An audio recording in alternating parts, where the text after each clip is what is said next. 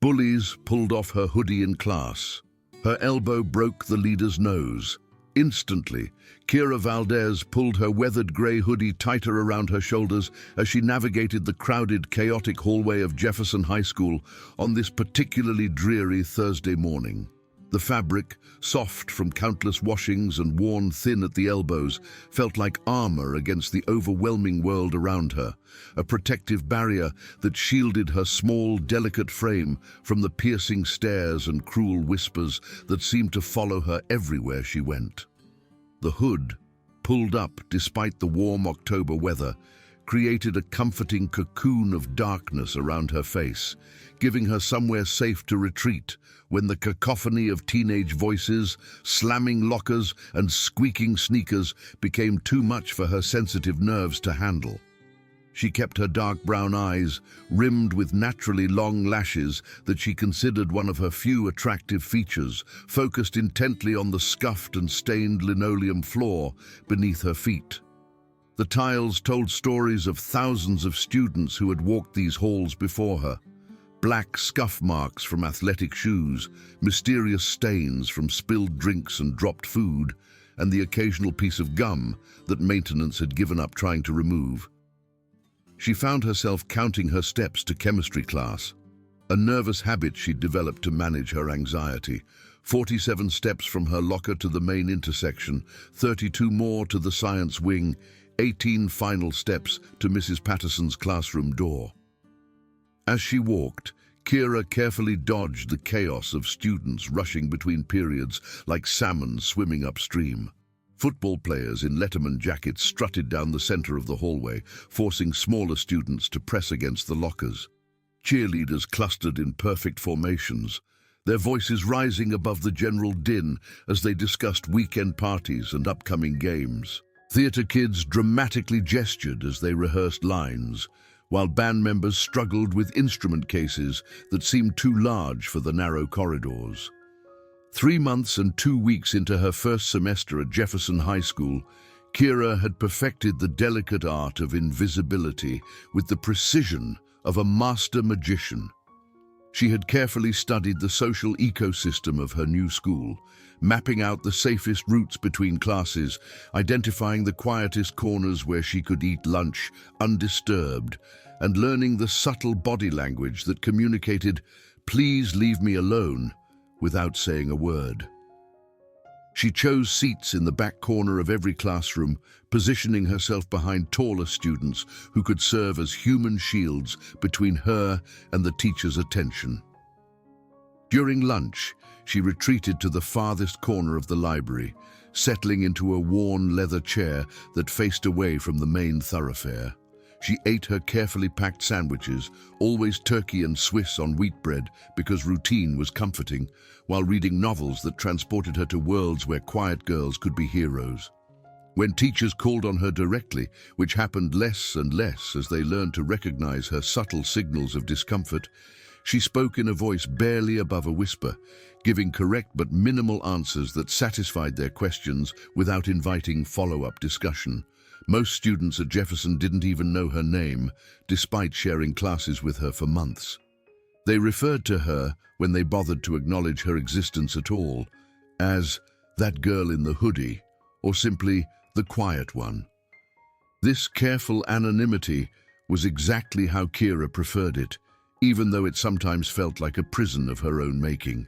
What none of these students knew, what no one at Jefferson High School could have guessed from looking at her hunched shoulders and downcast eyes, was that beneath the oversized hoodies and deliberately baggy jeans lived someone who possessed skills that would have shocked them to their very core. For the past 6 years, ever since she was 10 years old, Kira had spent every afternoon after school and every Saturday morning training in Krav Maga and kickboxing at Valdez Combat Sports, her Uncle Miguel's gym back in Phoenix, Arizona. The gym, located in a converted warehouse in a working-class neighborhood, had been her second home, her sanctuary, and the one place in the world where she had ever felt truly confident and capable. Under Uncle Miguel's patient but demanding tutelage, she had learned not just the physical techniques of self-defense, but the mental discipline that came with martial arts training. She could throw a punch that would drop someone twice her size, execute a perfect roundhouse kick that could crack ribs, and escape from holds that seemed impossible to break. Her reflexes had been honed to lightning-fast precision, her balance was perfect, and her understanding of leverage and anatomy allowed her to defend herself against much larger opponents. More than the physical skills, though, Uncle Miguel had taught her about the philosophy behind martial arts. Krav Maga isn't about aggression, mija, he would say in his gentle but firm voice after particularly intense training sessions. It's about protection and preservation. You protect yourself, you protect the people you care about, and you stop threats before they can escalate into something worse. But you never use these skills to hurt people who don't deserve it, and you never use them to solve problems that can be solved with words. The irony wasn't lost on her that she possessed all this physical capability while appearing to be one of the most vulnerable students at Jefferson High. Her family had moved to Denver the previous summer when her father, a software engineer, got transferred to manage a new regional office for his company. The move had meant leaving behind not just Uncle Miguel's gym, but the only place where Kira had ever felt like she truly belonged. In Phoenix, she had been known and respected among the martial arts community. Younger students looked up to her, asking for advice and demonstrations. She had competed in several regional tournaments, earning medals and recognition that had filled her with pride. She had friends at the gym, a diverse group of kids and adults who shared her passion for martial arts and respected her dedication and skill. But here in Denver, in the alien environment of Jefferson High School, all of that felt like it had happened to someone else. The confident young woman who could face down opponents twice her size in the ring had somehow disappeared, replaced by this frightened shadow who jumped at sudden noises and couldn't make eye contact with her classmates. As Kira rounded the corner toward the science wing, her stomach clenched with the familiar dread that had become her constant companion. She could see the cluster of students gathered near the chemistry classroom, and her heart began to race as she recognized the perfectly styled blonde hair and broad shoulders that belonged to her tormentor. "Watch where you're going, Hoodie girl," sneered a voice that made every muscle in Kira's body tense with anticipation of trouble. The voice belonged to Bryce Kellerman, Jefferson High School's golden boy and undisputed king of the complex social hierarchy that governed teenage life. Bryce stood directly in her path like a roadblock made of flesh and malicious intent, his trademark smirk playing across his handsome features. At 6 feet tall, with naturally blonde hair that always looked perfectly styled even after football practice, piercing blue eyes that seemed to find entertainment in other people's discomfort, and the kind of effortless charisma that made teachers and administrators overlook his cruel behavior, Bryce commanded attention and respect wherever he went. His Letterman jacket, adorned with patches and pins that proclaimed his various achievements, hung perfectly on his athletic frame. As the starting quarterback for the Jefferson Eagles, he had led the team to their best season in years, earning him local newspaper coverage and scholarship offers from several colleges. His family was wealthy, his father owned a successful construction company, and his mother was active in all the right social circles, which meant that even when Bryce stepped over the line, there were always influential people willing to excuse his behavior as boys being boys or youthful high spirits. Kira mumbled a barely audible apology, her voice catching in her throat as she tried to step around him. But Bryce shifted his weight with the fluid grace of an athlete, blocking her path again with deliberate precision. The movement was subtle enough that to any watching teachers it might have looked accidental, but Kira could see the calculating intelligence in his cold blue eyes.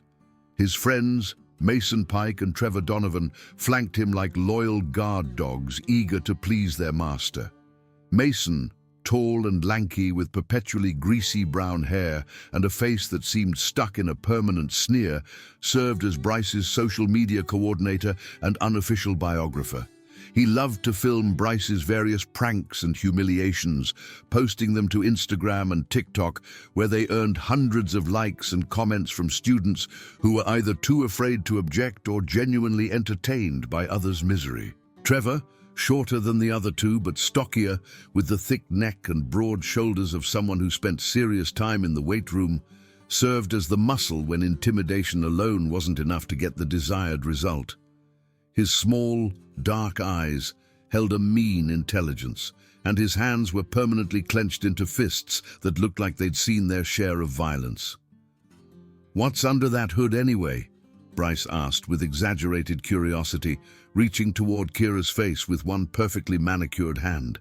His nails were clean and trimmed, a detail that somehow made his cruelty seem even more calculated and deliberate.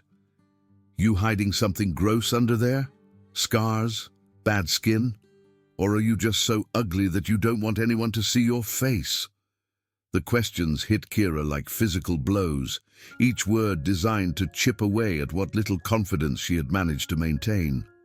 She jerked back instinctively, pulling the hood down further over her features until only her eyes were visible in the fabric's shadow. "Please," she whispered, hating how small and weak her voice sounded in the crowded hallway. "I'm just trying to get to class. I don't want any trouble." "Please," Mason mimicked in a high-pitched mocking tone that bore no resemblance to Kira's actual voice. He had already pulled out his phone and was adjusting the angle to get the best shot of her humiliation. "Did you hear that, guys? She said, please, how polite of our little ghost girl." Other students began to slow their pace as they sensed drama developing, like sharks drawn to blood in the water.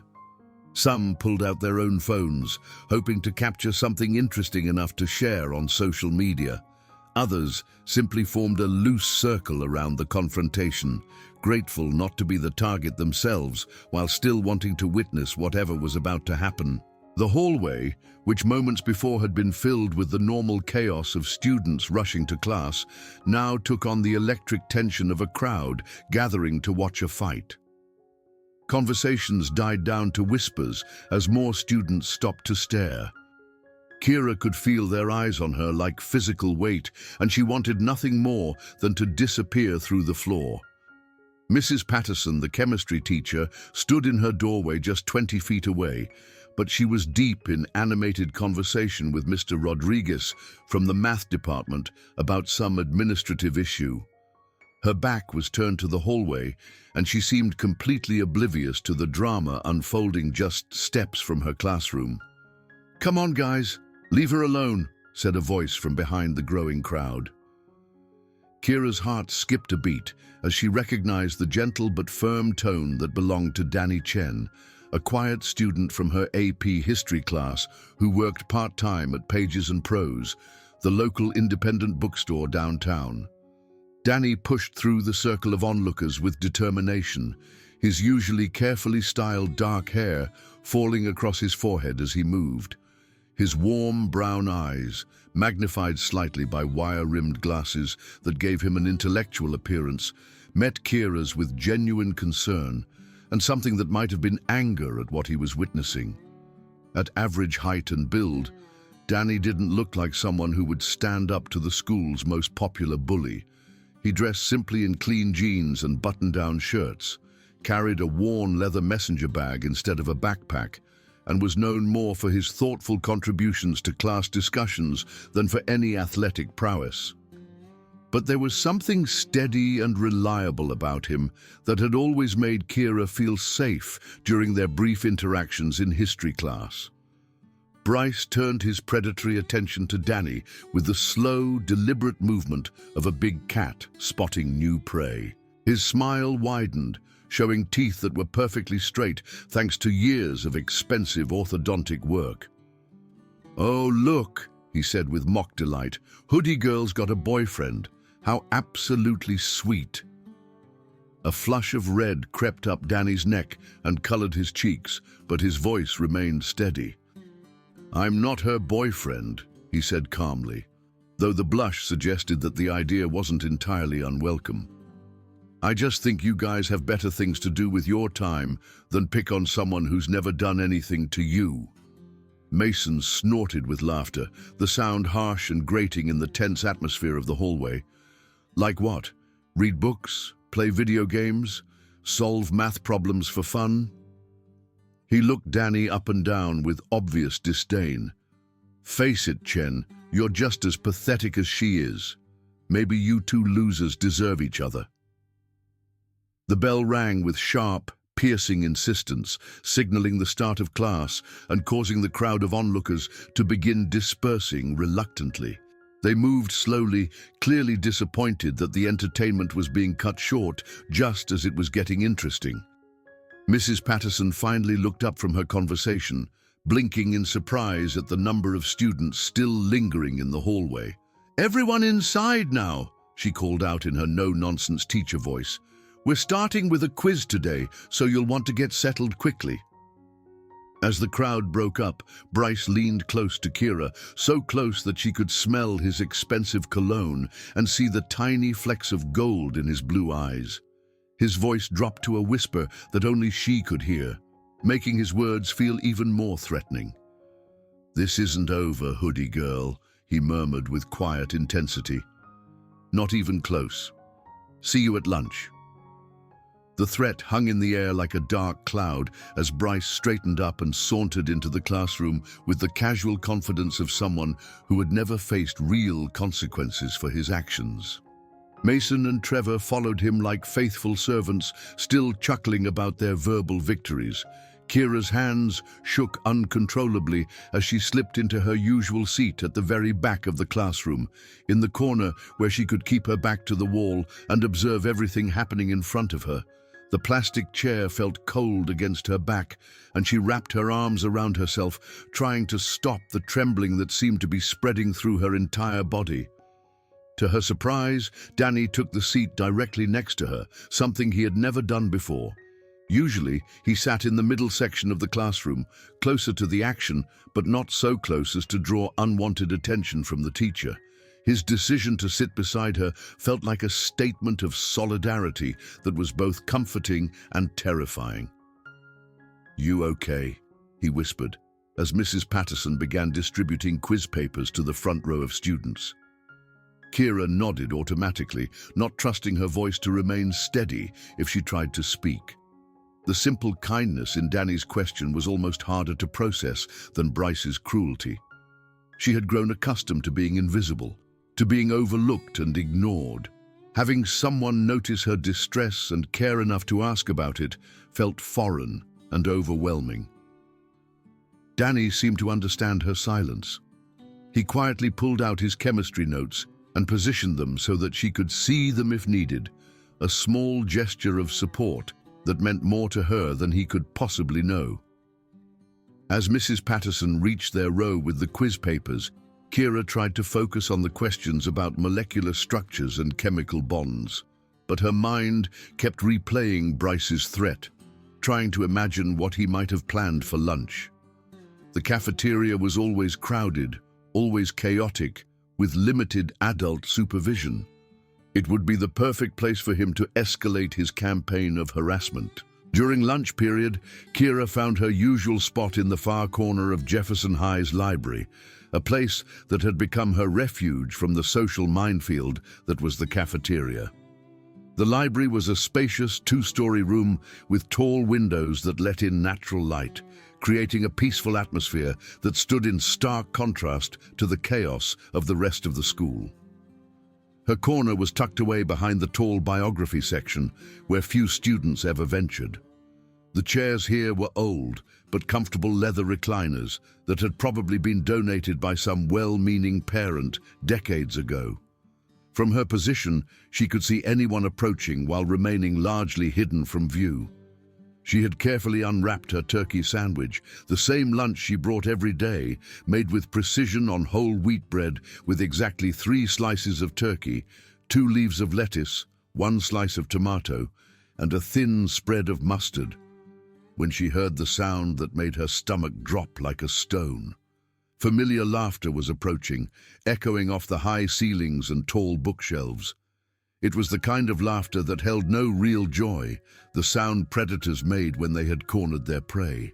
Kira's hands froze on her sandwich as Bryce, Mason, and Trevor appeared around the corner of the biography section, their footsteps muffled by the library's carpeting, but their presence filling the quiet space like a toxic cloud.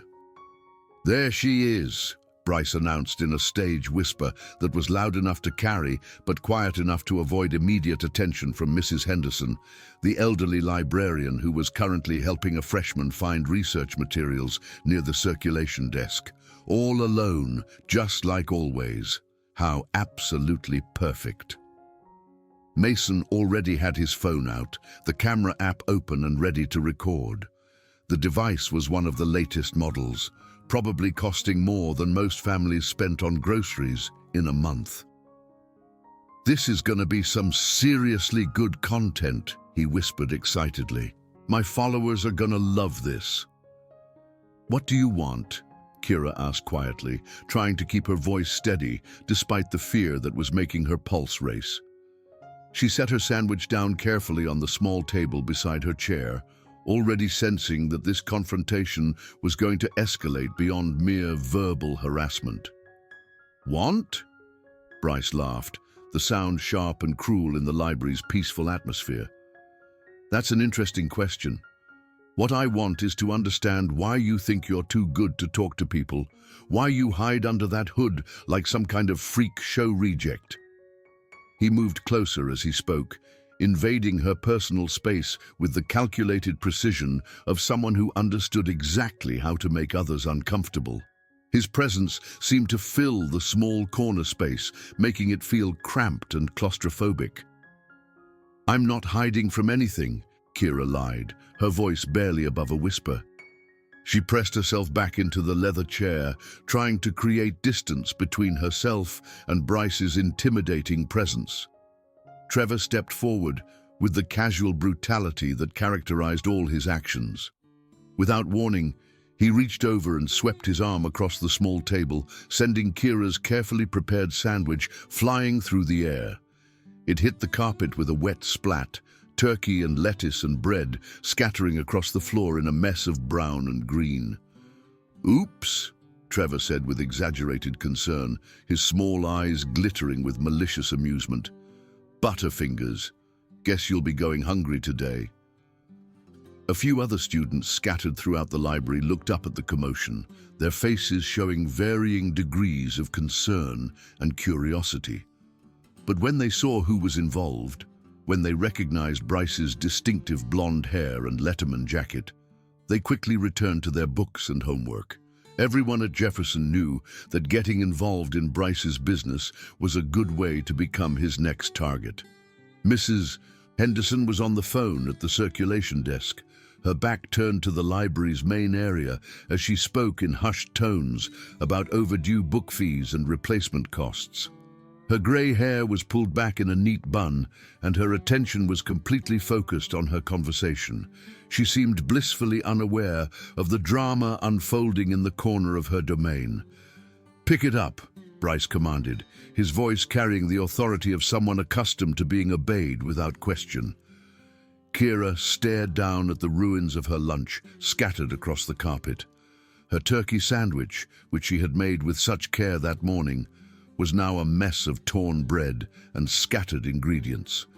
The sight of it filled her with a rage that surprised her with its intensity. Every instinct that Uncle Miguel had drilled into her during 6 years of training screamed at her to respond, to show these bullies that she wasn't the easy target they thought she was. Her hands clenched into fists automatically, her body settling into a balanced stance, even while she remained seated. She could visualize exactly how to handle all three of them. Trevor was closest, so a quick palm strike to his solar plexus would drop him first. Then she could pivot to deal with Mason before Bryce even realized what was happening. But fighting back would mean attention, questions, phone calls to parents, and possibly getting kicked out of school. Her father was already stressed about his new job and the challenges of managing a regional office. Her mother was struggling to find work in Denver and dealing with the isolation of moving to a new city where she knew no one. Kira couldn't add the burden of her problems to their already overwhelming list of concerns. Slowly, feeling like she was betraying everything Uncle Miguel had taught her about standing up for herself, she knelt on the carpet and began gathering the scattered pieces of her ruined lunch. The bread was soggy from the carpet's dampness, and the lettuce had torn into small, sad fragments. "That's better," Bryce said with obvious satisfaction, his voice filled with the pleasure of someone who had successfully established dominance. "Maybe you're finally learning your place in the social order around here."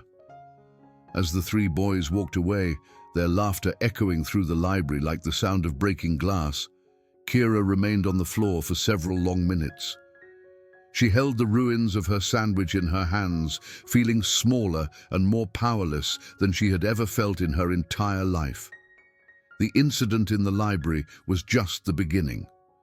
Over the following days and weeks, the harassment became a daily routine, as predictable as the ringing of the school bells or the changing of classes. Bryce and his friends seemed to take genuine pleasure in making Kira's life miserable, and they were creative in their cruelty. They would accidentally bump into her in the hallways, always hard enough to send her stumbling, but never quite hard enough to be called assault. They knocked books out of her hands on a regular basis, timing it perfectly so that her materials would scatter just as the halls were most crowded, forcing her to scramble to collect everything while other students stepped around and sometimes on her belongings. They made loud, pointed comments about her appearance whenever she was within earshot. "Look, it's the ghost," Mason would say in a voice meant to carry. "I wonder if she's actually invisible, or if she just wishes she was." Their comments were always carefully crafted to be just ambiguous enough that they could claim innocence if questioned by any adult. The nickname Ghost Girl began to spread throughout the school like a virus, passed from student to student, until even underclassmen who had never interacted with her knew to call her by that cruel label. Teachers began using it too, thinking it was just a harmless nickname rather than a tool of systematic humiliation. But the worst part of the entire ordeal was how it affected Dany Chen. After he had stood up for her that first day in the hallway, Bryce had made him a secondary target of harassment. The campaign against Dany was more subtle than what Kira endured, but it was no less cruel or systematic. During physical education classes, Bryce and his friends would target Dany with particular viciousness during contact sports. In dodgeball, they would throw balls at him with unnecessary force, aiming for his head and chest rather than his legs. During basketball, they would accidentally elbow him in the ribs or step on his feet during scrambles for the ball. In the cafeteria, they would sit at the table directly next to wherever Dany was eating, talking loudly about book nerds and losers who thought they were better than everyone else, until he felt uncomfortable enough to move to a different location. They would time their conversations perfectly, ensuring that Dany could hear every word while maintaining plausible deniability about their intentions. The harassment followed him to his after-school job at Pages and Prose, where Mason would sometimes show up with his phone, filming Dany as he shelved books or helped customers, posting the videos online with captions about losers with loser jobs. Kira felt terrible, crushing guilt every time she witnessed Dany being harassed because of his association with her. The knowledge that he was suffering because he had tried to help her was almost unbearable. She began going out of her way to avoid him, hoping that if Bryce saw they weren't friends, he would leave Dany alone and return his focus entirely to her. But Dany continued to offer small kindnesses, despite the increased harassment he faced. He would hold doors for her when he saw her approaching, always making it look casual and accidental. He shared his detailed class notes when she missed something important during lectures. Most touchingly, he began leaving encouraging sticky notes in her locker, small yellow squares with messages like, "You're stronger than you know," and "Don't let them win," and "Someone believes in you." Each note was written in his careful handwriting, the words chosen with obvious thought and care. Kira kept every single one, storing them in a small box in her bedroom where she could read them on particularly difficult days. 2 weeks before Halloween, on a particularly grey October afternoon, when the Denver weather seemed to match the darkness of Kira's mood, everything changed in a way that would alter the course of her entire high school experience. She was walking to her car after school, her footsteps echoing in the mostly empty parking lot, when she heard a familiar voice coming from behind the gymnasium. The voice belonged to Dany, and there was something in his tone, a mixture of frustration and pleading, that made her blood run cold. "Come on, guys, just give it back," Dany was saying, his usually calm voice strained with emotion. Kira pressed herself against the brick wall of the gym and peered around the corner. What she saw made her stomach twist with anger and guilt. Bryce was standing in the center of a loose circle, holding Dany's worn leather messenger bag high above his head, like a trophy. Mason and Trevor had positioned themselves to block Dany's path to the parking lot, effectively trapping him in the area behind the gym, where there were no windows and minimal chance of adult supervision. "What's so important about this old thing anyway?" Bryce asked with exaggerated curiosity, unzipping the bag with deliberate slowness. "Let's see what secrets our little bookworm is hiding." With theatrical flair, he turned the bag upside down and dumped its contents onto the asphalt. Textbooks landed with heavy thuds, their pages fluttering in the autumn breeze. Notebooks and folders scattered across the ground, some of their pages tearing as they hit the rough pavement. Pencils and pens rolled in different directions, and Dany's calculator, which Kira knew he needed for his advanced math classes, skittered across the asphalt with a plastic scratching sound.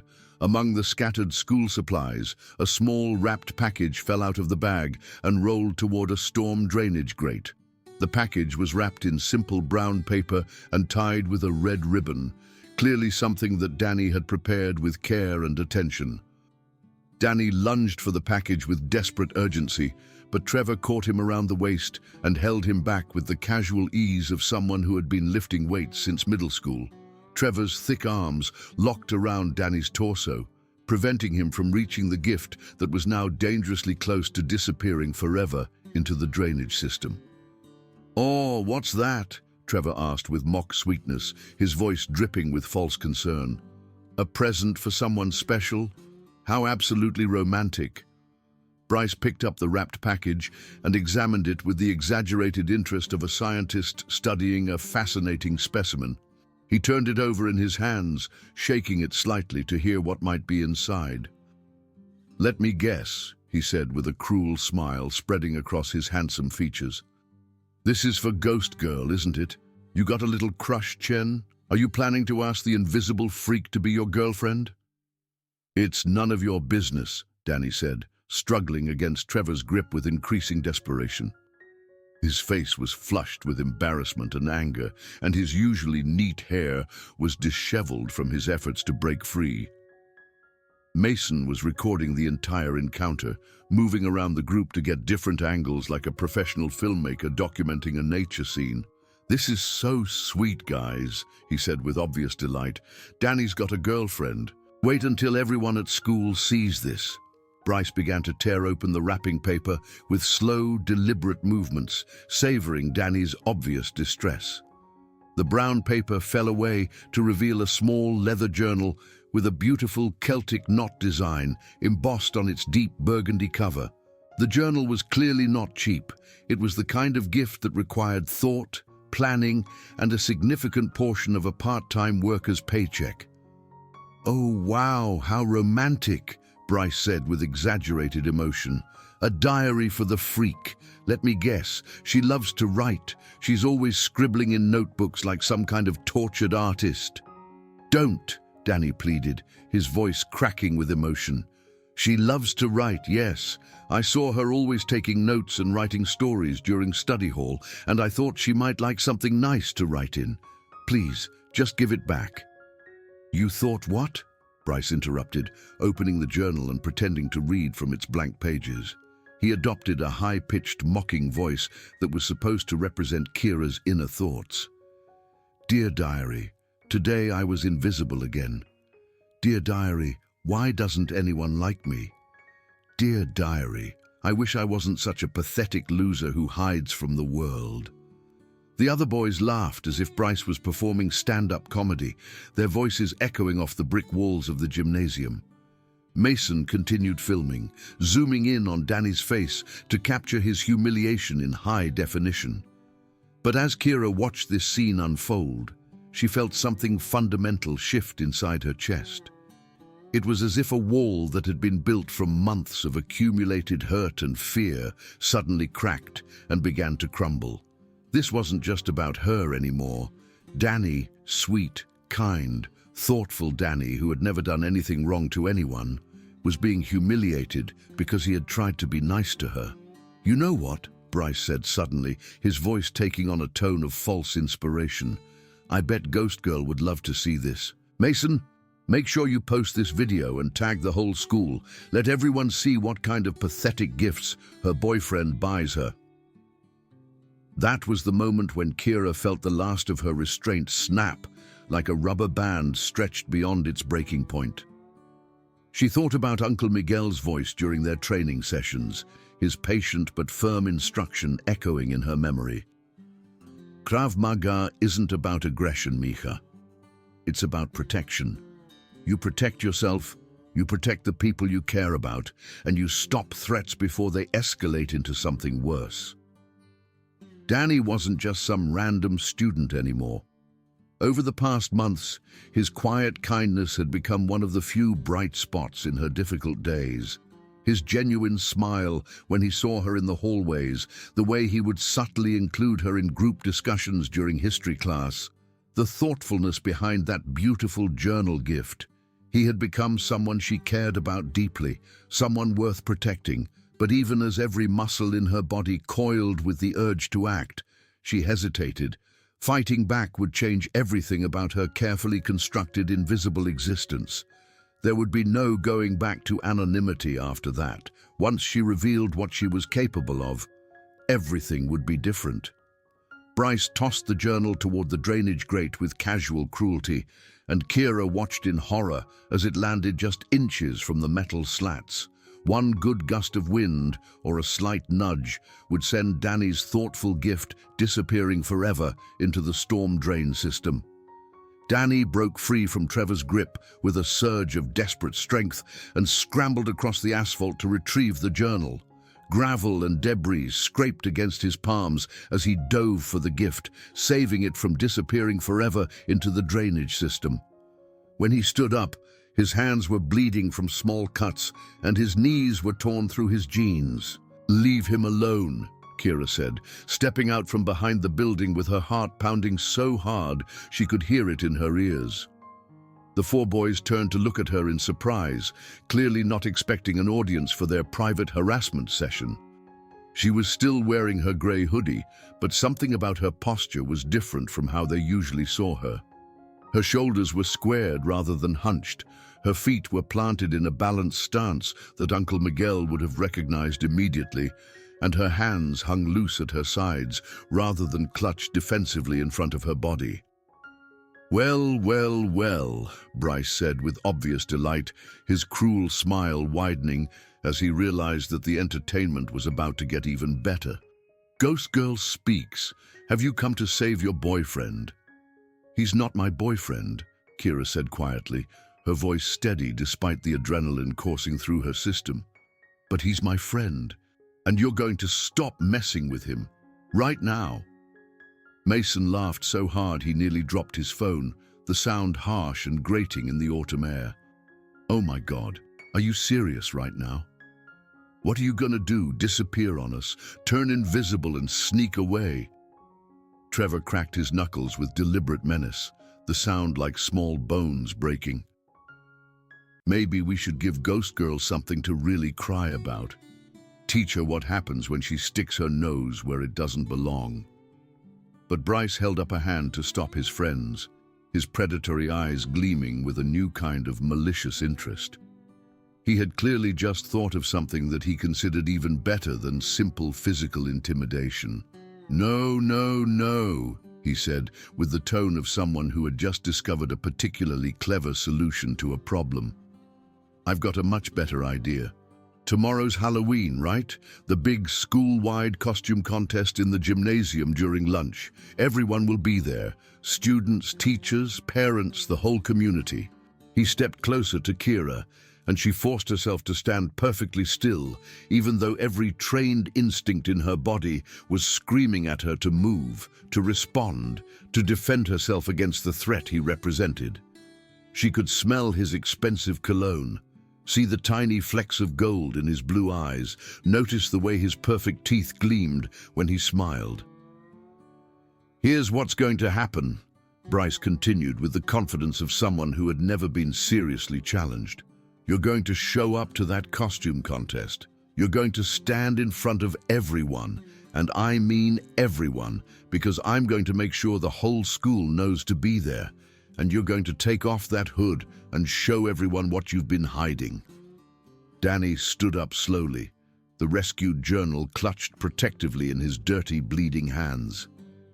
"Kira, don't—" "Shut up, Chen," Bryce snapped without taking his eyes off Kira. "The adults are talking here." He turned his attention back to Kira, his voice dropping to a whisper that somehow felt more threatening than shouting would have been. "Or Chen here is going to have a very, very bad rest of the semester, and I mean bad. We're talking about the kind of harassment that follows him home, that affects his job, that makes him wish he'd never been born." Kira looked between Dany's concerned, frightened face and Bryce's cruel, confident smile. She thought about all the small kindnesses Dany had shown her, all the ways he had tried to make her feel less alone in this hostile environment. She thought about the beautiful journal he had bought for her, chosen with such care and wrapped with such hope. "Fine," she said, her voice carrying clearly across the space between them. "Tomorrow at lunch. I'll be there." "Excellent," Bryce said with obvious satisfaction. "This is going to be even better than I thought. Make sure you tell everyone you know to come watch. This is going to be the entertainment event of the year." That night, Kira sat in her bedroom staring at her phone, trying to work up the courage to text Dany. She had his number from when they had been paired together for a history project earlier in the semester, but she had never actually used it for personal communication. Finally, she typed, "Thank you for the journal. It's beautiful." His response came back almost immediately, as if he had been waiting by his phone. "You don't have to do this tomorrow. I can handle whatever they throw at me." She stared at the screen for a long time before typing back, "I know you can, but you shouldn't have to." There was a longer pause before his next message appeared. "Are you sure about this? Once you do it, there's no going back." Kira smiled sadly as she typed her final message of the night. "There's no going back anyway. Things can't keep going like this." The next day, Halloween, felt like walking through a strange, surreal dream where everything was simultaneously familiar and completely foreign. Kira went through her morning classes in a daze, barely absorbing the lessons or noticing the elaborate Halloween decorations that covered every surface of Jefferson High School. The hallways were filled with students in costume, superheroes with flowing capes, movie characters with elaborate makeup, creative outfits that would have normally fascinated her with their ingenuity and artistry. There were vampires with realistic fangs, zombies with carefully applied gore, witches with pointed hats and broomsticks, and dozens of other creative interpretations of Halloween themes. But all of it felt like it was happening to someone else, viewed through a thick sheet of glass that separated her from the normal teenage excitement of the holiday. Her mind was entirely focused on what was coming during lunch period, and the anticipation was making it difficult to concentrate on anything else. During fourth period AP History, she excused herself to go to the bathroom, but instead made her way to her locker in the mostly empty hallway. Hidden behind her textbooks, carefully concealed from casual observation, was a small duffel bag she had brought from home that morning. Inside the bag was an outfit she hadn't worn since leaving Phoenix. Black athletic pants made from moisture-wicking fabric that allowed for complete freedom of movement, a fitted red tank top that showed her actual body shape rather than hiding it under layers of baggy clothing, and flexible cross-training shoes designed for quick lateral movement and optimal balance. These were her training clothes, the outfit she had worn to Uncle Miguel's gym countless times over the past 6 years. Looking at them now, folded neatly in the bottom of her locker, felt like looking at artifacts from a previous life. Evidence of a person she used to be, but had somehow lost in the transition to Denver. She changed quickly in the empty locker room, moving with the efficient speed of someone accustomed to preparing for physical activity. As she pulled on the athletic clothes, she felt her body settling into familiar patterns of movement and balance. The fitted clothing allowed her muscles to move freely, and she could feel her posture naturally shifting into the confident stance that Uncle Miguel had drilled into her through years of training. Looking in the mirror, she barely recognized herself. Without the loose, shapeless clothes she usually wore to hide her figure, her lean, muscled frame was clearly visible. 6 years of intensive martial arts training had given her a physical confidence and capability that her oversized hoodies completely disguised. Her shoulders were broader than they appeared in her usual clothing, defined by years of practicing punches and grappling techniques. Her arms showed the lean muscle definition that came from countless hours of hitting heavy bags and practicing defensive maneuvers. Her core was strong and stable, her legs powerful from all the kicking drills and stance work. She pulled her grey hoodie back on over the athletic clothes, zipping it up to hide her transformation. To any casual observer, she would still look like the same quiet, vulnerable girl they were used to seeing. But underneath the familiar exterior, she was someone completely different. The gymnasium was packed for the Halloween costume contest, with what seemed like the entire school crammed into the bleachers, along with parents, teachers, and younger siblings who had been brought to watch the festivities. The atmosphere was festive and excited, with students cheering for their friends and taking pictures of the various costumes. Principal Williams stood at center court with a microphone, his voice booming through the sound system as he announced the different categories: most creative, funniest, scariest, best group costume. Winners in each category received small trophies and gift certificates to local businesses, and everyone seemed to be having genuine fun. Kira found a spot near the back of the bleachers, her heart pounding so hard she was sure everyone around her could hear it. She watched Bryce work the crowd with his natural charisma, dressed as a medieval king, complete with a plastic crown and royal cape that somehow managed to look expensive despite being obvious costume store purchases. The irony of his costume choice wasn't lost on her. He really did see himself as royalty, as someone with the natural right to rule over others and do whatever he pleased. The costume was less a creative choice than it was a statement of his self-image. Dany appeared beside her unexpectedly, wearing a simple vampire costume that consisted of a black cape, fake fangs, and pale makeup that somehow made his usually gentle features look mysterious and intriguing. Under different circumstances, she might have told him how good he looked, how the costume brought out the sharp angles of his cheekbones and made his dark eyes more dramatic. "You can still leave," he whispered urgently, leaning close so that no one else could hear their conversation.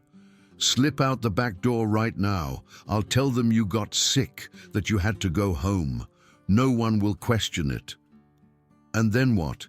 Kira asked, turning to look at him with eyes that held a determination he had never seen before. "This doesn't end until someone makes it end, Dany. It just keeps going and going until one of us breaks." "But you don't have to be the one who breaks," he said desperately. "There are other ways to handle this. We could report them to the administration, get our parents involved, transfer to different schools." "Students and faculty," Principal Williams announced over the microphone, his voice cutting through their whispered conversation. "We have one more special presentation before we announce the winners. This is a demonstration that was specifically requested by some of our students. Kira Valdez, please come to the center of the gymnasium." The blood drained from Dany's face as he realized there was no escape now, no way to stop what was about to happen. "He didn't say you had to perform or do anything special," he said quickly. "You just have to show up, stand there for a minute, and then you can leave." But Kira was already standing, making her way down the bleacher steps with the careful, measured pace of someone walking to their execution. The crowd buzzed with confusion as students tried to figure out who Kira Valdez was and why she was being called to the center of the court. She heard whispers following her as she descended. "Who is that? The girl in the hoodie. What's she supposed to be demonstrating? Is this part of the costume contest?" The walk to the center of the basketball court felt like it took hours, even though it couldn't have been more than 30 seconds. Every step echoed in the large space, and she could feel hundreds of pairs of eyes tracking her movement with curious interest. Bryce was waiting for her at center court with Mason and Trevor flanking him like loyal guards. Mason already had his phone out, positioned to capture everything that was about to happen from the best possible angle. Several other students throughout the gymnasium were following suit, pulling out their phones in anticipation of something worth recording. The teachers seemed confused about what was happening, but Principal Williams was checking something on his clipboard and didn't appear to notice the undercurrent of tension that was building in the gymnasium. "Ladies and gentlemen," Bryce announced loudly, his voice carrying easily through the large space, even without the microphone. "We have a very special student here today. Kira Valdez, also known throughout our school as Ghost Girl, has been hiding from all of us behind that hood for months." A murmur rippled through the crowd as students began to understand that they were witnessing something more significant than a simple costume presentation. The festive atmosphere began to shift towards something more tense and anticipatory. "I think it's time we all got to see what she's been so ashamed of," Bryce continued, his voice taking on the theatrical quality of a ringmaster introducing the main attraction. "What do you say, everyone? Should Ghost Girl finally show us her face?" Some students in the crowd cheered, caught up in the moment and not fully understanding what they were endorsing. Others looked uncomfortable, sensing that something cruel was happening, but not sure how to intervene.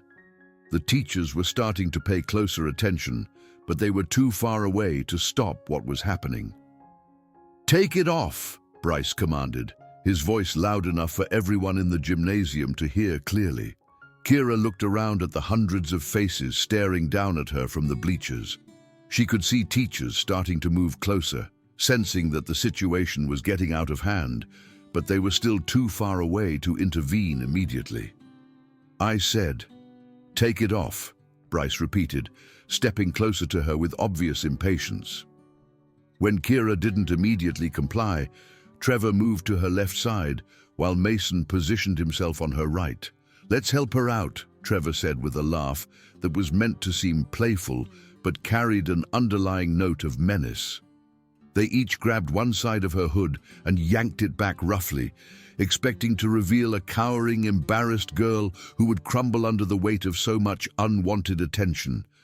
Instead, they exposed dark hair pulled back in a tight, practical ponytail and sharp, determined features that held no trace of fear, shame, or submission.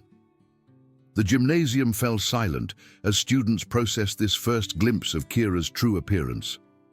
Without the hood's shadow obscuring her face, they could see that she was actually quite pretty, with high cheekbones, intelligent dark eyes, and the kind of natural beauty that needed no makeup or enhancement.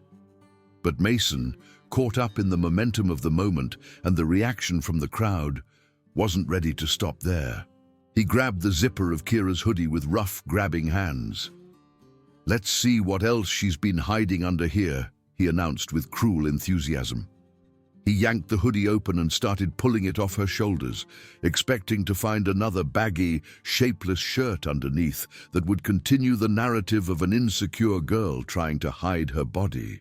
Instead, he revealed the fitted red tank top that showed Kira's true physique for the first time. The change was dramatic and immediate. Gone was the impression of a soft, weak, vulnerable target. In place of the hunched, hidden figure they were used to seeing was someone who looked like she spent serious time in a gym. Her shoulders were defined and muscular. Her arms showed the lean strength that came from years of training, and her overall posture spoke of physical confidence and capability. The gymnasium fell completely silent as hundreds of students tried to reconcile this new image with their previous assumptions about the quiet girl in the hoodie. This wasn't the victim they had expected to see. This was someone who looked like she could handle herself in any kind of confrontation. Bryce, sensing that the moment wasn't unfolding according to his plan, grabbed for the hoodie to pull it completely off her shoulders. His face showed confusion and the first hint of concern as he realized that his target wasn't reacting the way victims usually did. "Come on, ghost girl," he said, his voice carrying a forced confidence that didn't quite mask his growing uncertainty. "Show everyone who you really are." That was the moment when Kira finally moved. Everything that Uncle Miguel had taught her over 6 years of intensive training came flooding back in a rush of muscle memory and conditioned response. She didn't think, didn't hesitate, didn't try to de-escalate or find a peaceful solution. When Bryce reached for her with grabbing hands, her body responded with the lightning-fast precision that had been drilled into her through thousands of hours of practice. Her elbow snapped backward in a perfect defensive strike, a textbook example of the kind of movement that Uncle Miguel had made her practice until it became as natural as breathing. The point of her elbow connected with Bryce's nose with a sharp, wet crack that echoed through the suddenly silent gymnasium like a gunshot. The impact was immediate and devastating. Bryce stumbled backward, his hands flying to his face as blood began streaming down from his shattered nose. His perfect features, which had always been his passport to popularity and privilege, were suddenly marred by rapidly spreading bruises and a crooked, broken nose that would never look quite the same again.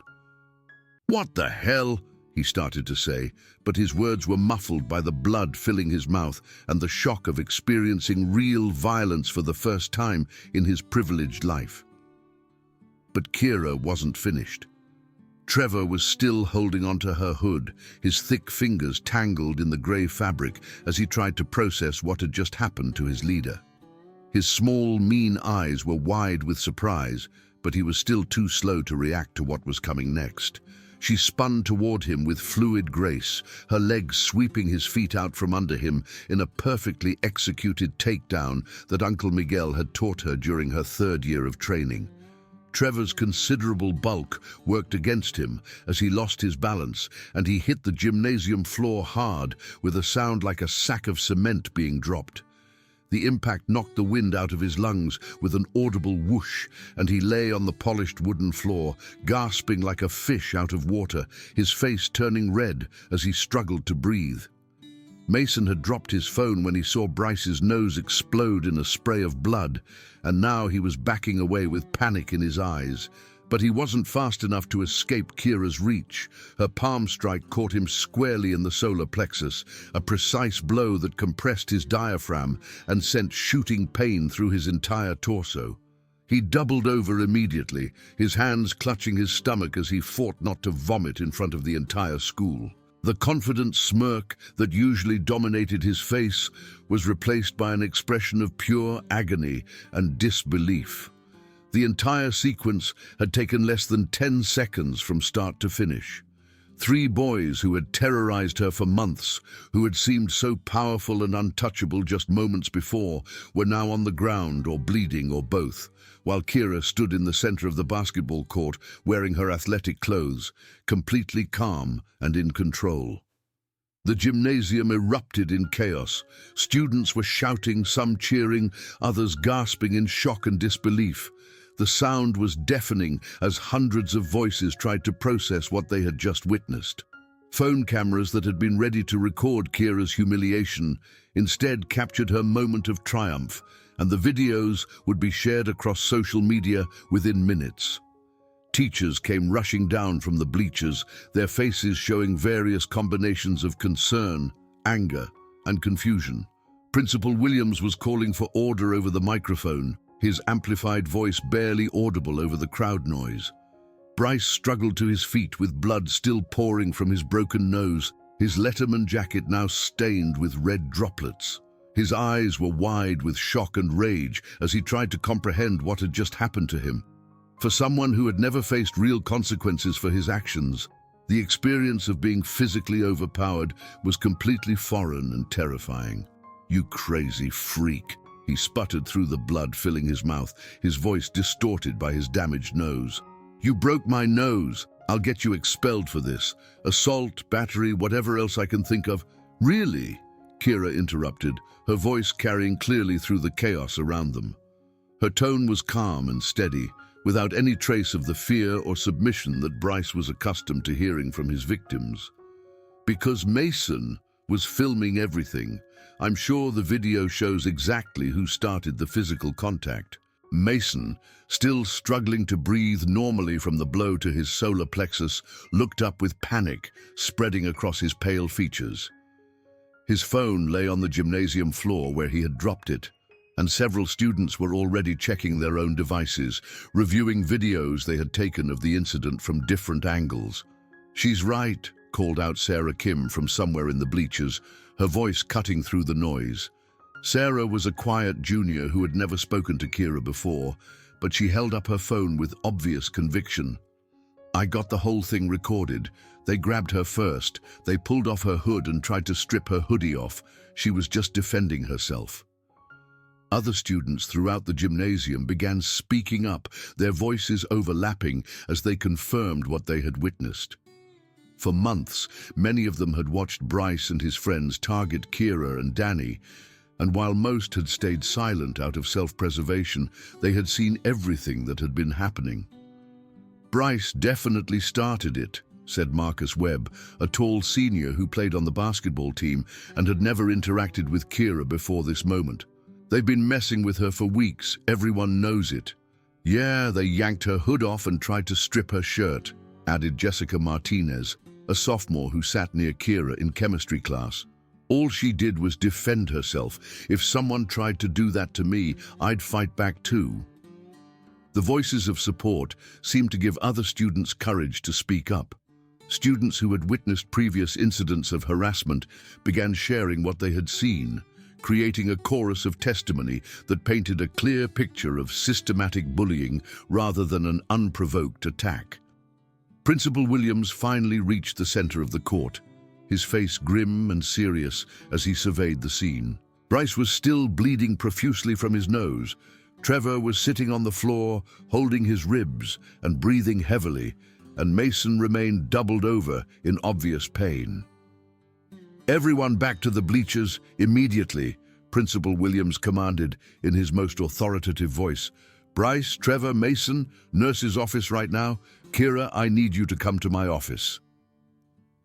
As the crowd began to reluctantly disperse, still buzzing with excitement and disbelief over what they had witnessed, Dany pushed through the chaos to reach Kira's side. His vampire costume looked incongruously cheerful compared to the serious situation unfolding around them. "Are you okay?" he asked quietly, his voice filled with concern and something that might have been awe. "I'm fine," Kira replied, pulling her grey hoodie back on but leaving it unzipped. The familiar weight of the fabric felt different now, no longer a hiding place but simply a piece of clothing. "Are you okay?" Dany nodded, looking at her with an expression of amazement and respect. "I can't believe you just did that. I mean, I knew you were strong, but I had no idea you could fight like that." "I can't believe I waited so long," she replied, and there was something in her voice that suggested she was talking about more than just this particular confrontation. In Principal Williams' office, Kira sat calmly in the uncomfortable plastic chair while he reviewed multiple phone videos of the incident on his computer. The evidence was overwhelming and undeniable. Bryce and his friends had initiated physical contact by forcibly removing her hood and attempting to strip off her hoodie, and Kira had responded with what any reasonable person would consider appropriate self-defense. The videos, taken from multiple angles by different students, told a clear and consistent story. They showed months of escalating harassment, documented Bryce's command for her to remove her hood, captured the moment when Trevor and Mason grabbed her clothing, and recorded her defensive response in perfect detail. "Where did you learn to do that?" Principal Williams asked after watching the videos for the third time. "My uncle owns a martial arts studio in Phoenix," Kira replied with quiet honesty. "Valdez Combat Sports. I've been training in Krav Maga and kickboxing since I was 10 years old. And you never thought to mention this when you were having problems with other students?" he asked, though his tone suggested he was more curious than accusatory. Kira met his gaze steadily, her dark eyes showing a maturity that impressed him. "I was hoping I wouldn't need to use what I learned. My uncle always taught me that martial arts should be a last resort, only used when there's no other choice." Principal Williams leaned back in his chair, studying her carefully. "And you felt you had no other choice today?" "They were trying to humiliate me in front of the entire school," Kira said simply. "They grabbed my clothing without permission and tried to strip it off me. If that's not a situation that calls for self-defense, I don't know what is." The suspension hearing 3 days later was more of a formality than a genuine disciplinary proceeding. The conference room was packed with parents, administrators, and key witnesses, but the outcome was never really in doubt, given the overwhelming video evidence. Bryce's father, a wealthy construction company owner who was accustomed to using his influence to solve his son's problems, had arrived with the family's expensive lawyer in tow. They argued passionately that Kira's response was excessive, that she had used dangerous skills against untrained teenagers, and that the school had a responsibility to protect all students from violence. But their arguments fell apart when the videos were played. The evidence clearly showed that Bryce and his friends had initiated the physical confrontation, and multiple witnesses testified to months of systematic harassment that had created the hostile environment leading to the incident. Trevor's parents seemed more embarrassed than angry, apologizing repeatedly for their son's behavior and expressing surprise that he had been involved in bullying. They had apparently been unaware of his activities at school and promised that there would be serious consequences at home. Mason's mother attended the hearing alone, explaining that his father was deployed overseas with the military. She watched the videos with obvious disappointment and shame, shaking her head as she saw her son's role in the harassment campaign. Kira's parents, who had flown in from Denver for the hearing, sat quietly and let their daughter speak for herself. They had been shocked to learn about the months of bullying she had endured, and they expressed pride in her restraint and her decision to finally defend herself when the situation became untenable. The final ruling was swift and decisive. Bryce received a 2-week suspension and was immediately removed from the football team, pending a comprehensive review of his conduct. The timing was particularly unfortunate for him, since college scouts had been planning to attend the next several games, and his absence would likely impact his scholarship opportunities. Mason and Trevor each received 1-week suspensions and were required to attend mandatory counseling sessions about bullying and appropriate social behavior. They were also banned from using their phones on school property for the remainder of the semester, effectively ending Mason's social media documentation of other students' humiliations. All 3 boys were required to write formal letters of apology to both Kira and Dany, acknowledging their behavior and committing to change their actions in the future. They were also placed on disciplinary probation, meaning that any future violations of school policy would result in immediate expulsion.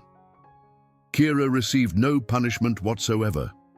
The administration ruled that her actions constituted clear self-defense in response to unwanted physical contact, and they commended her restraint in using only the minimum force necessary to stop the assault.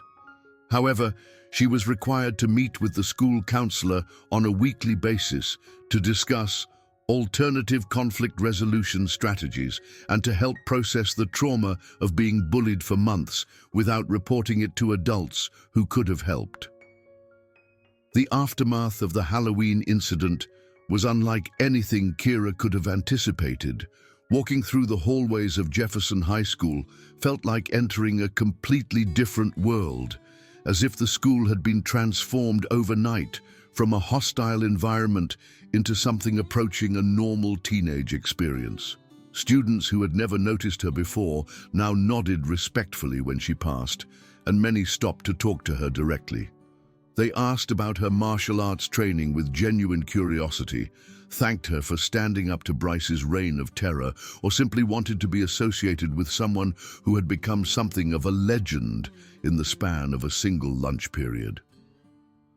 "That was the most badass thing I've ever seen," said Alex Rodriguez, a senior who had previously been one of Bryce's peripheral followers. "I can't believe you just destroyed all three of them like that. It was like something out of a movie." The social dynamics of the entire school seemed to shift in subtle but significant ways. Students who had been targets of Bryce's cruelty began walking with more confidence, their postures straighter and their voices louder. The atmosphere in the hallways became less tense, less charged with the potential for random cruelty. Dany walked with her to classes now, no longer worried about becoming a target for his association with her. Their friendship deepened into something that felt like it might develop into romance, built on a foundation of mutual respect and genuine care for each other's well-being. They studied together in the library, shared lunches in the cafeteria, and discovered that they had more in common than either had realized. Dany was an aspiring writer who spent his free time crafting short stories and poetry, while Kira had always loved reading and had secretly harbored dreams of writing novels someday. The journal he had bought for her became one of her most treasured possessions.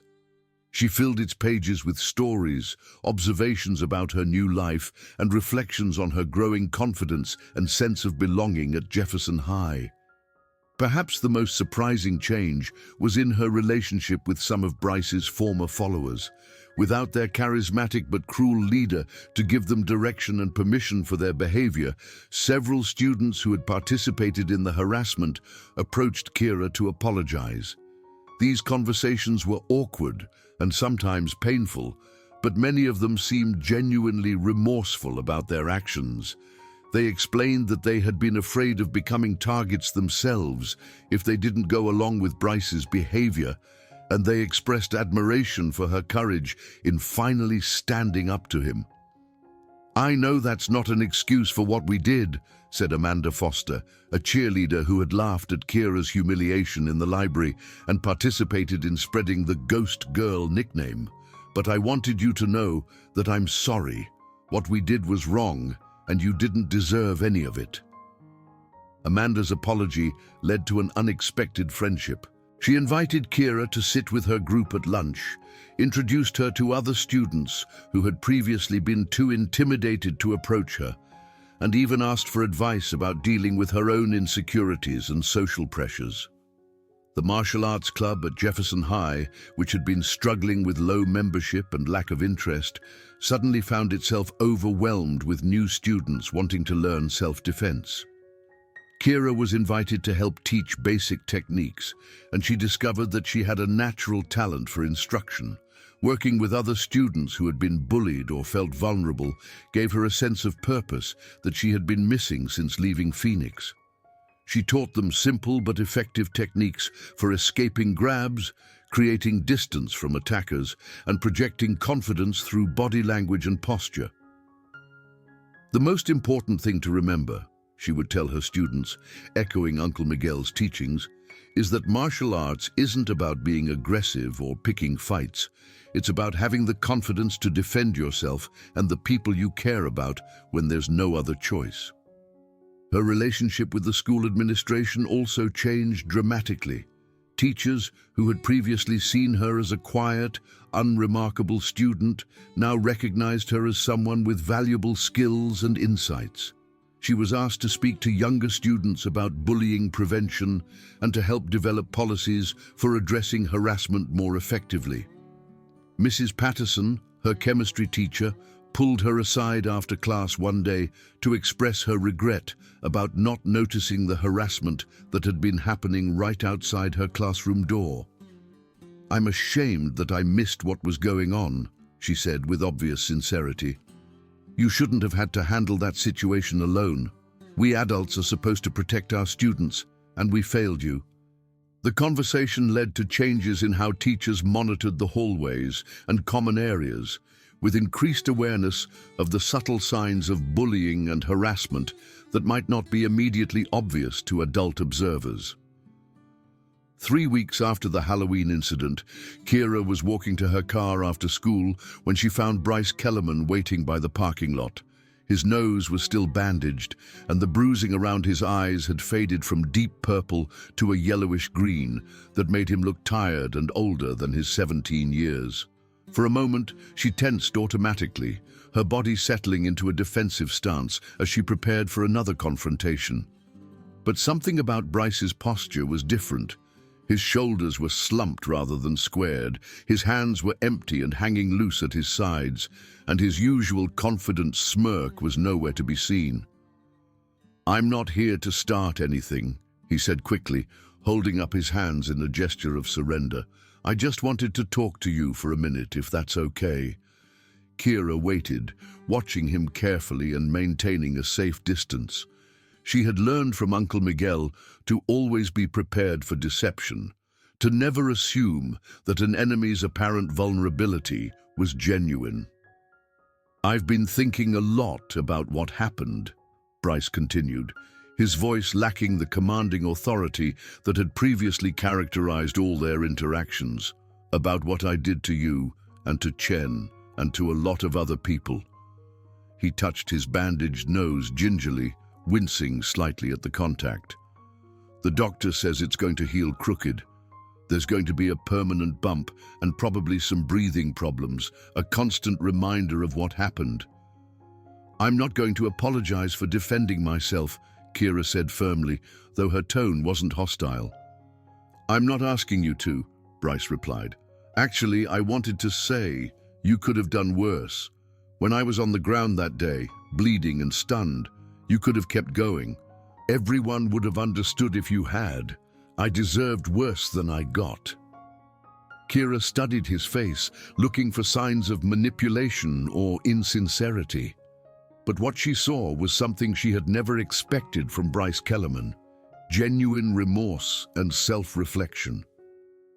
"But then I would have become you," she replied simply. The words hit Bryce like a physical blow, and he flinched as if she had struck him again. "Yeah," he said quietly. "I guess you would have."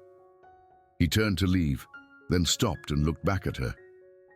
"For what it's worth, I'm sorry. Not just for that day, but for all of it. The months of harassment, the way I treated Chen, everything. You didn't deserve what we did to you, and neither did he." Kira nodded, accepting the apology without offering immediate forgiveness. Some wounds took time to heal, and some actions had consequences that extended far beyond the moment they occurred. "I've been expelled from 3 colleges already," Bryce continued, his voice barely above a whisper. "Word got out about what happened, about the videos and the suspension. Turns out that college recruiters don't want to deal with players who have a history of bullying and violence." The information should have felt like victory, but instead it just made Kira feel tired. The cycle of hurt and revenge and consequences seemed to go on forever, touching more lives than anyone initially realized.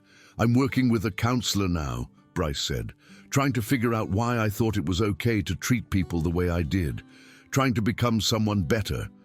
"Good," Kira said simply. "Everyone deserves a chance to change." After Bryce left, Kira sat in her car for several minutes, processing the conversation and thinking about how much her life had changed in such a short time. The girl who had once tried to disappear into the walls of Jefferson High School was gone, replaced by someone who understood her own worth and was willing to stand up for what was right. As her first semester at Jefferson High drew to a close, Kira found herself reflecting on the incredible transformation her life had undergone. The winter formal was approaching, and Dany had asked her to be his date with an endearing nervousness that made her heart flutter. "I know we're just friends," he had said, stumbling over his words in the way that had become so familiar and dear to her. "But I was hoping... if you wanted to, maybe we could go together. As friends, or maybe as something more, if you're interested in that possibility." She had kissed him gently on the cheek, cutting off his nervous rambling with a smile that lit up her entire face. "I would love to go with you, Dany. And yes, definitely as something more." The journal he had given her was now half filled with stories and observations about her new life, her growing confidence, and the friendships she was finally allowing herself to make. She wrote about the martial arts classes she was teaching, the conversations she was having with former enemies who had become friends, and the plans she was making for her future. She had also started corresponding with Uncle Miguel again, sharing stories about her experiences at Jefferson High and asking for advice about teaching martial arts to other students. His responses were filled with pride and encouragement, and he had already invited her to spend part of the summer in Phoenix, training at his gym and possibly helping to teach some of the younger students. "I always knew you had the strength to handle whatever life threw at you, Mija," he wrote in one of his emails. "I just had to wait for you to remember it yourself." The most important lesson she had learned was that true strength wasn't just about physical capability. Real strength was knowing when to fight and when to show mercy, when to stand up and when to walk away, when to protect yourself and when to protect others. It was about understanding your own worth and refusing to let others diminish it. Most importantly, she had learned that being seen, being known, and being respected was worth the risk of standing up for what was right. The quiet girl who had once tried to become invisible had found her voice, and it turned out to be stronger and more powerful than she had ever imagined. Standing in Uncle Miguel's gym during winter break, practicing the same techniques that had changed her life, Kira smiled as she remembered the shocked silence of the gymnasium and the satisfying crack of Bryce's breaking nose. The memory no longer filled her with fear or regret, but with a quiet pride in her ability to protect herself and others when necessary. Sometimes, she thought, as she moved through a familiar kata, the quiet ones had the loudest voices of all. They just needed the right moment and the right reason to let them be heard. The girl in the grey hoodie was gone forever, but the young woman who had taken her place was stronger, braver, and more confident than she had ever dreamed possible. And as she prepared to face whatever challenges awaited her in the second semester of her junior year, Kira Valdez knew that she was ready for whatever came next. She had found her voice, her strength, and her place in the world, and she would never let anyone take those things away from her again.